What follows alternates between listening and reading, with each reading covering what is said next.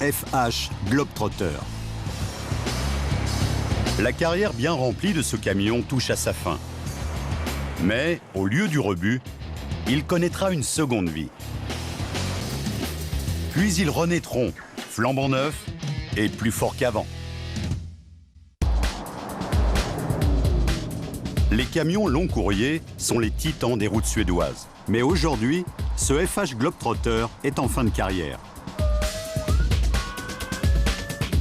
Il a transporté des marchandises et parcouru plus d'1 million de kilomètres pendant 5 ans.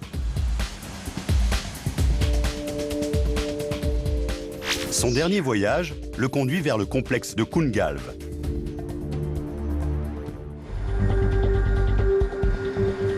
Comme d'autres constructeurs de poids lourds, la firme s'efforce de récupérer ou de recycler 95% de chaque camion mis au rebut.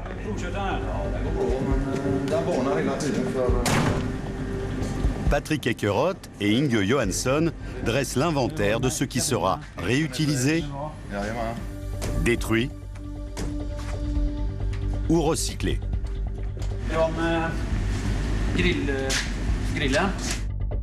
Les parties les plus demandées sont la cabine, le moteur et les essieux.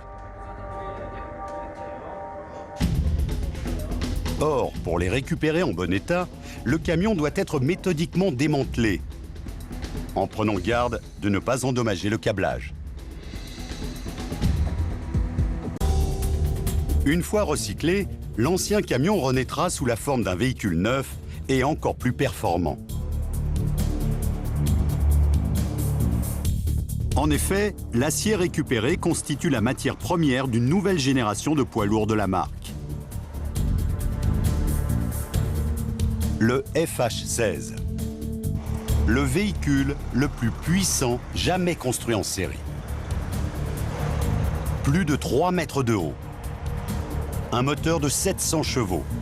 Ce camion est un véritable colosse de la route. Ce poids lourd d'exception est construit dans l'usine du constructeur près de Göteborg. On y produit chaque année quelques 25 000 véhicules qui seront exportés dans le monde entier. Chaque camion peut être personnalisé. On peut vous construire un camion sur mesure. On ne dit jamais non. Si vous demandez quelque chose, on le fait. On peut choisir une motorisation de 390 jusqu'à 700 chevaux. La cabine et la peinture de la carrosserie peuvent être personnalisés. Et les essieux sont équipés de 6 à 14 roues.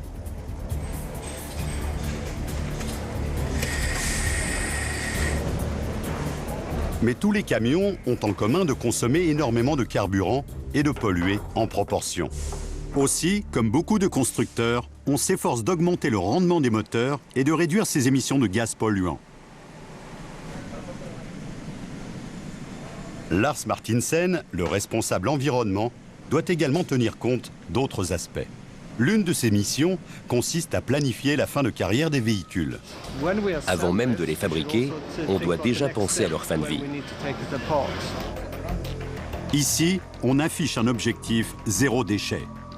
La production s'efforce donc d'utiliser un maximum de matériaux recyclables. C'est ça le principal défi. Prévoir dès aujourd'hui le futur. Mais la conception et la fabrication ne peuvent pas tout résoudre à elles seules. Il faut également s'assurer que les véhicules en fin de carrière sont vraiment recyclés jusqu'au dernier boulon et que l'on ne se contente pas de récupérer les pièces les plus demandées. Michael Olofsson et Kenneth Olsson forment l'équipe de choc prête à désosser le camion. Ils devront se montrer rapides et efficaces. Or, démonter un camion est une tâche délicate et complexe. Et ils ne disposent que de 3 jours pour la mener à bien. C'est peu, même pour une équipe bien rodée. Ils commenceront par démonter la caisse rigide.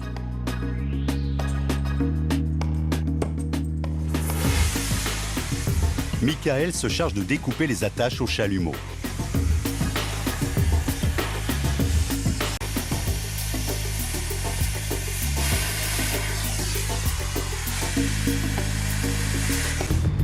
Longue de 7 mètres, la caisse peut contenir près de 60 mètres cubes de marchandises.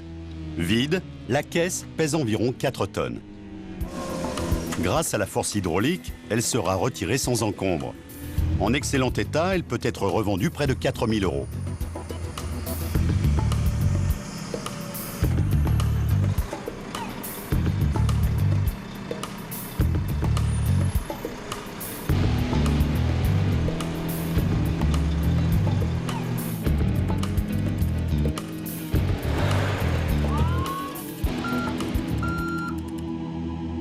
À présent, l'équipe peut passer aux choses sérieuses.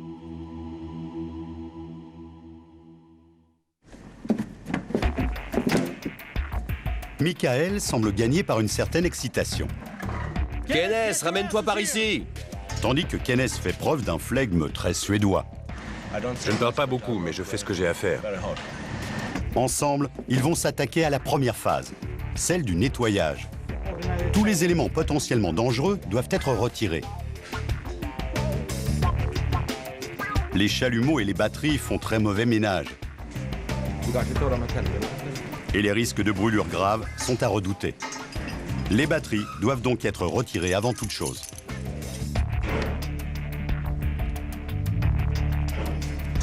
Si on ne démonte pas les batteries, on risque un accident. Par exemple, s'il y a contact entre les deux bornes, la batterie peut exploser.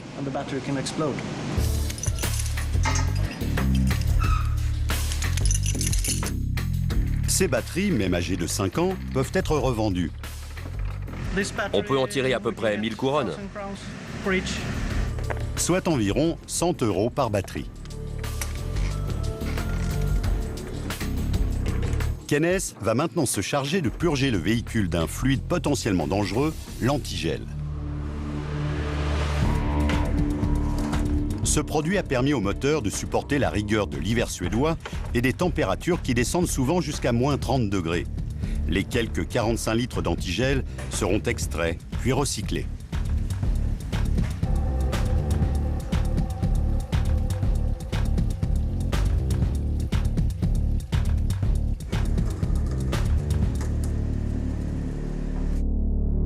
L'opération de déshabillage peut à présent commencer.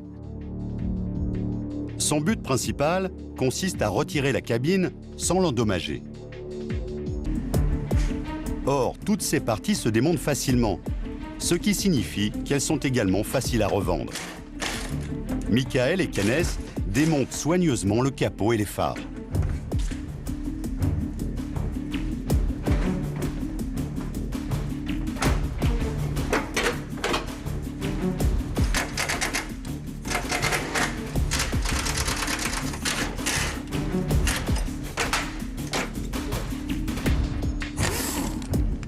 Puis il se prépare à retirer la cabine.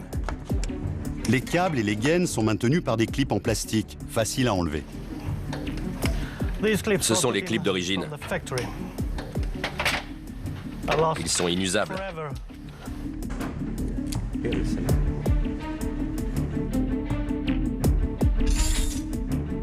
En fait, 2000 clips de plastique sont installés dans chaque nouveau camion de l'usine situé près de Göteborg. L'assemblage est calculé au millimètre près. En moyenne, le processus d'assemblage d'une nouvelle unité dure 15 minutes.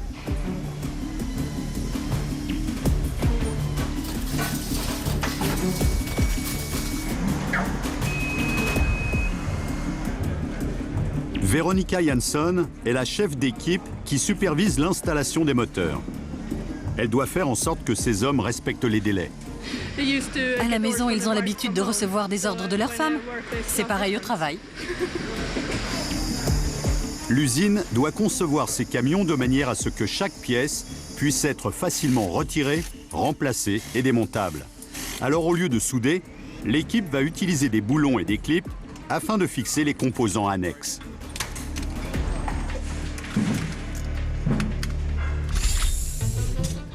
De retour au poste de déshabillage, Kenneth et Michael démontent les derniers clips du Globetrotter. Mais il faut d'abord s'attaquer à des dizaines de câbles. On doit tout déconnecter avant de retirer la cabine. Kenneth apprécie particulièrement cette phase du démontage. C'est comme un sèche-cheveux.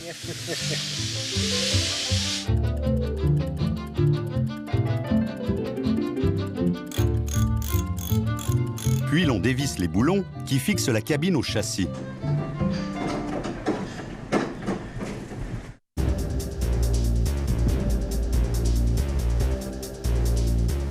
Il y a des chevaux à bascule et des cabines à bascule.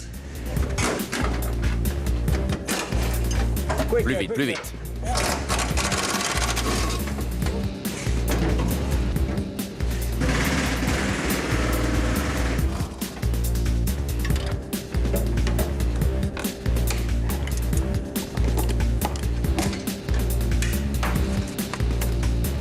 Enfin, la cabine est prête à être détachée du châssis. Kenneth et Michael vont pouvoir récupérer une cabine intacte. Le responsable environnement, Lars Martinsen, choisit ce moment pour leur rendre visite. Bonjour. Bonjour. Bonjour. Bonjour. C'est pas mal. Le succès de l'opération de recyclage réside dans un démontage complet. Il ne s'agit pas de récupérer uniquement les éléments les plus coûteux. Toutes les pièces du camion doivent pouvoir être réutilisées. Je serais satisfait si nous pouvions recycler 95% du véhicule. Ce sera pas trop difficile. Pas de problème. Il est en bon état. Donc, s'il n'est pas cassé, on peut même recycler et réutiliser jusqu'à 100% du véhicule.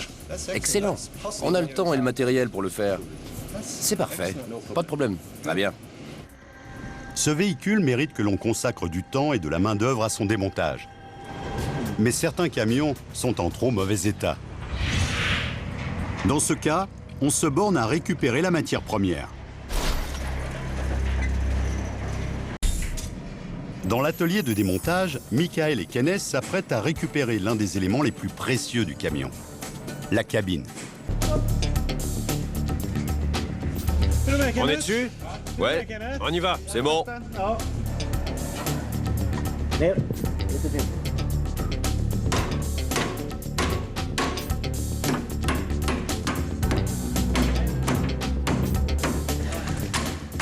Il reste encore quelques boulons.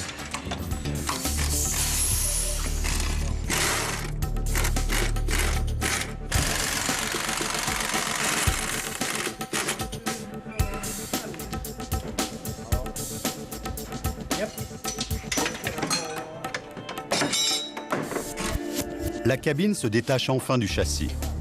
Sa valeur marchande est estimée à 7 500 €. Elle sera vendue à un client ayant endommagé la sienne lors d'un accident.